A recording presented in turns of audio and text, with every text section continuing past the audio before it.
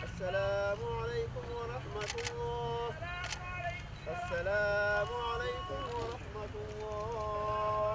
Diplomatic official Nayyar Iqbal Rana शहीद, जिनको कल जलालाबाद में अनजान मोटरसाइकिल सवारों ने गोलियों का निशाना बनाया और वो उससे शहीद हो गए। 5 गोलियां उनको लगी। उनकी जस्द खाकी जो है आज सुबह तोरखम से यहाँ पहुँचा और हमने उनका अभी नमाज जनाजा अदा किया।